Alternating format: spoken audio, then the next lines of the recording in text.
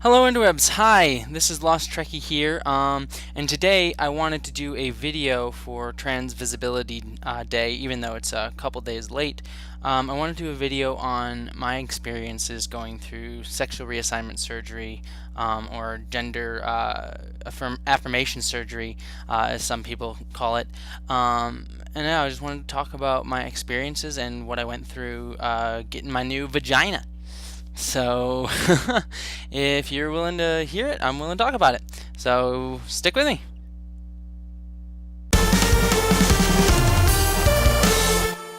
Hey, welcome back. So, I guess the first place to start would be to just sort of describe what the experience is, and then I'll sort of talk about what it feels like, what I feel like. Happy would be the cliff notes. But, yeah, let me just talk you through how everything went and happened. So I had the surgery in San Francisco. I currently live in Los Angeles.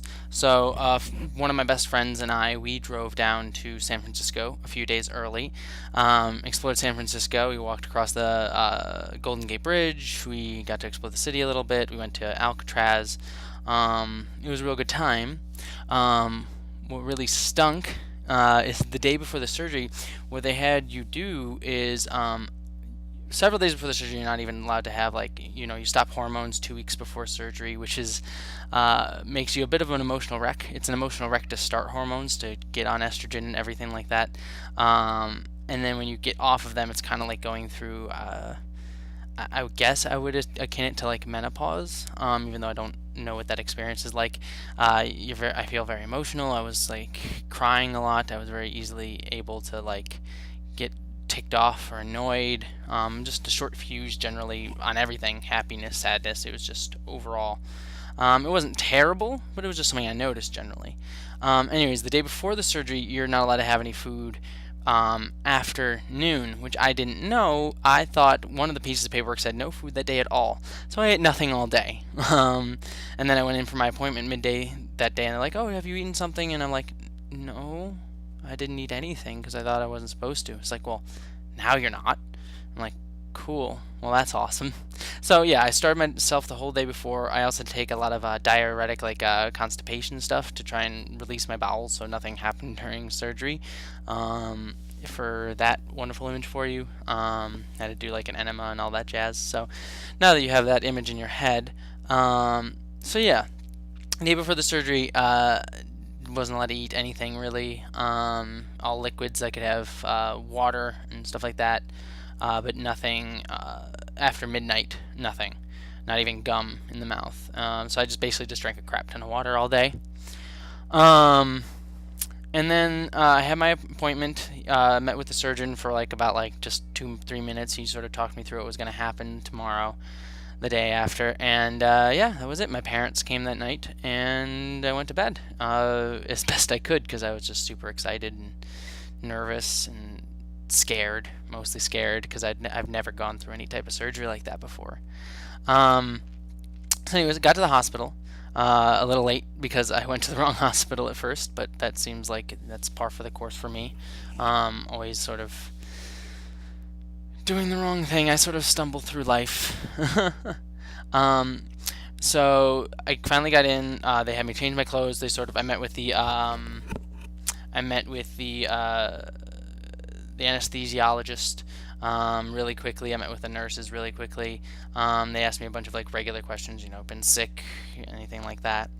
And then after seeing my family one last time before I went in, in which my best friend told me, "You're never gonna," you whispered to me. Anyways, never mind. Cut that out. Anyways, after that, I went in for the surgery. I remember being wheeled in. I was wheeled into the big surgery room. They played some music for me. They asked me, like, what music do you want to hear? So I asked for the Decemberists because I loved the Decemberists. And then I was talking to them, and then next thing I know, there was nothing. Like I don't remember any anesthesia. I don't remember anything. I just big black hole in my memory.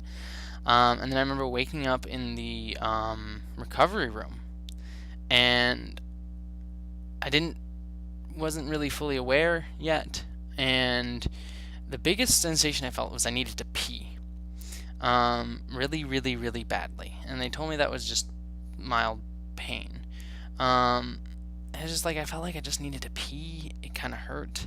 But that's all I could feel was just needing to pee. And then finally they wheeled me to my room. After about an hour in the recovery room, I got to be wheeled to my room. But I made some jokes with the nurses. Like the first thing I said to the nurses was, "I'm really hungry for sausage. Do you guys have any idea why?" Because that's who I am. They wheeled me to the room, and I finally saw my friend and my family. But I still had this sensation of needing to pee, and it just kept getting worse and worse until it was just like a lot of pain. To eventually the point I was like crying. I was crying really badly because it hurt so much. It just felt like this giant need to pee. And I know that doesn't sound like the worst thing in the world, but it was like equivalent of having to hold your pee for like 12 years. It was painful. And they wouldn't give me any pain medication at first, because they were just getting me settled down. And so I was just sitting there crying, waiting for the pain medication, with my stepmom. And finally, they gave me the oxycodone, and which is an opiate pain reliever, and I finally got to sleep. And I slept through a lot of pain. When I woke up, I still was in pain, but it was survivable. I didn't have to sit there and cry the whole time. But the big thing we found out today is I bled a lot. We lifted up my sheets, and I was bleeding everywhere, all over the bed. It was actually kind of scary. I had blood everywhere. And they almost had to take me back in for surgery again. I don't remember for what exactly. I knew it was related to the bleeding, that they were really worried, like maybe I would have had a blood transfusion or something like that. But I honestly don't remember, just because of the oxycodone.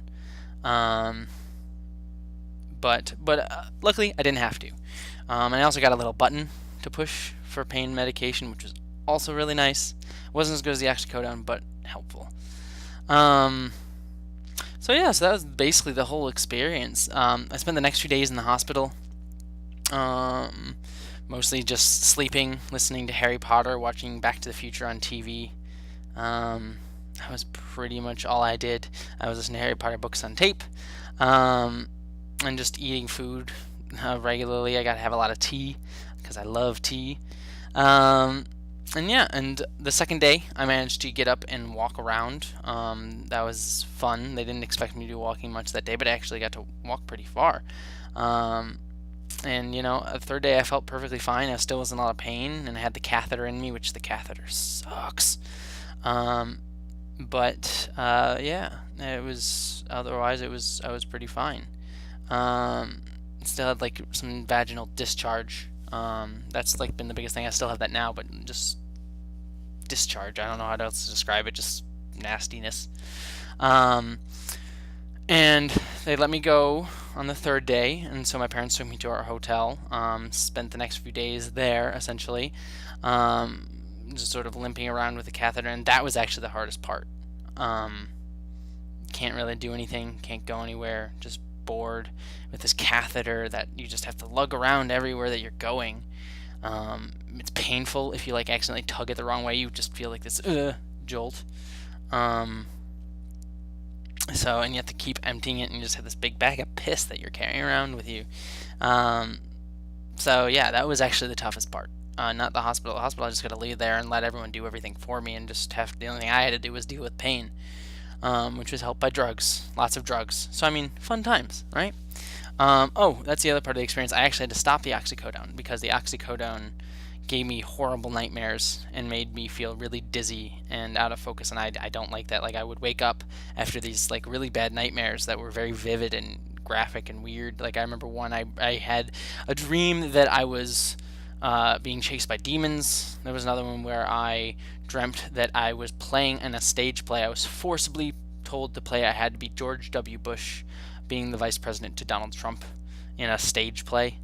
It was very weird, but nonetheless horrifying, if you might imagine. So I had to stop the oxycodone. But then after about a week after the surgery, so about 4 or 5 days after I got out of the hospital, um, I got into the office. They took out the catheter. They took out the padding because I had for I couldn't see anything because they sutured in wads of padding onto my vagina, the Neo-Vagina, so I couldn't see anything. So they took those off, and I finally got to see things. It kind of looked kind of gross, honestly. I saw my vagina with a mirror, and it was like, ugh, because just out of surgery. Um, and yeah, they taught me how to dilate, which is basically taking a dildo, long dildo, and putting it inside of you for about 10 minutes. Holding it there in your vagina for about 10 minutes just to help make sure, because the body basically sees the vagina as a wound right now. Probably will for the rest of my life, and so it wants to close it up. So you put the dilator in there to keep that from happening, essentially. And I have to do that 3 times a day for 10 minutes a day. So that's pain in the butt. First time I did it by myself, I actually bled everywhere, and I had to clean it all up. I don't know if I made a mistake or it was just because it was my first time doing it. But yeah, there was a lot of blood, and that scared me for the next few times. But now it's just a thing I do. It's annoying, but I pop on the TV and sort of sit there awkwardly holding a dildo inside of me. But you do what you have to do. And it started off being painful, and sometimes it's painful when things are a bit tighter, but overall it is what it is. Right now, when I first got home, I couldn't drive really. I tried driving a car, and I really couldn't because it just hurt so much. I was focusing on the pain instead of the driving, which is dangerous. Now I'm pretty fine. I walk around, I do whatever, I do my normal life. I'm still in discomfort and pain, like sitting, like even right now, sitting is painful. Not like, oh, I'm in so much pain, but just uncomfortable. Feels weird and tight, and it's swollen. And there's still vaginal discharge, which is not fun. But overall, that's about it. As for my feelings, once I got the padding off, and I had to pee for the first time. I didn't even know how to pee. I was like, where does it come out of? What am I doing? Like I knew the general. It's like, you know the general theory, but when you have to put it into practice, you're like, I don't know. I didn't practice for this test, so I just didn't know how to pee. And so they asked me in the office, like, can you go pee? We just want to make sure your muscles are still working for that. And I was like, I don't know how to do it. And so I was in the bathroom just sitting there like, did I do it? Did I succeed? I don't know. So overall, there was like an initial fear, just like, am I gonna hurt anything? It's all kind of painful and numb. So I was kind of scared. It's kind of weird being scared of your own genitals for a little bit, but after like a day or so, that sort of cleared up, and now it felt really good, especially the first week afterwards. I just felt calm and relaxed. My anxiety, I have regular anxiety, and it was gone. It's since come back a lot less than it used to be. I don't know if it'll ever come back the way it was. Maybe it will. Maybe this is just temporary, but for right now, I'm just enjoying it. But I just felt calm and good. Even though I was in pain and couldn't really do much, it just felt good to be in the body that I wanted to be in. And I don't know. I always hate that phrase, born in the wrong body. I am who I am, and I was born in the body that I have. It wasn't that I was born in the wrong one. It's just I wanted to work on it to make it match what I thought worked best. Like, somebody works hard in working out to look better. It's not like your body is wrong. It's just you have to work on it. I don't know. I always just found issue with born in the wrong body. It's the body I have, and there's ways to make that body fit what you need. And so I don't know. It just feels nice to feel like everything's correct. I don't know if that makes any sense. And I'm still discovering it. I haven't explored much with anything other than cleaning, just because it's still kind of painful, still kind of numb. But I feel happy, putting on pants and knowing I don't have to tuck anything away or hide anything, or wearing a dress. It's really nice knowing that I'm not gonna have to worry about a bulge. anywhere. And in 2 months, when I can have sexual intercourse, don't tell my parents, I hope I will enjoy things more. But for right now, I'm honestly just really happy and excited to see where things go. I finished my transition, when I started transitioning, I sat down and had a checklist of things that I wanted to do.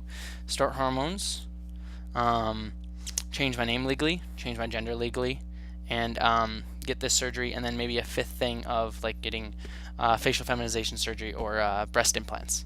But these babies seem to be doing fine for me through hormones. I like the way I look. I like kind of looking this way. Outside of this horrible haircut that I just recently got today. And I changed my name, changed my gender, legally had the surgery, had sexual reassignment surgery, and I'm on hormones. So this was the last transition thing that I needed to do. It wasn't the most important thing. I think the most important thing was honestly coming to realize who I am and getting to explore that and being treated like a woman by my friends, family, and society. That was most important. This was just something that felt like the climax, the end of things. I remember when I was younger, I used to study what it was like to have this surgery, and I kept dreaming about it, what it was like. And I would go on research pages every night, reading up on it. And to know that I finally did it feels amazing, honestly. It feels really amazing. So, yeah, I couldn't be happier right now, other than if I had a job in my field. So, yeah. Thank you for listening to that. I probably will post updates more later on, but I really wanted to share this experience with you guys. So I hope that was helpful. If you guys have any questions or comments, please put them in the comment section. I'd be happy to answer them. And please subscribe to all my videos. I'm currently doing a Let's Play of Layers of Fear, posting new episodes every Monday, Wednesday, and Friday. And I should be doing more Let's Plays every Monday, Wednesday, Friday, and posting more videos like this, hopefully on a more regular basis than I have been, now that I'm out of surgery and out of a ton of pain and can actually do this regularly. So I look forward to talking to you guys more, and thank you so much. Bye.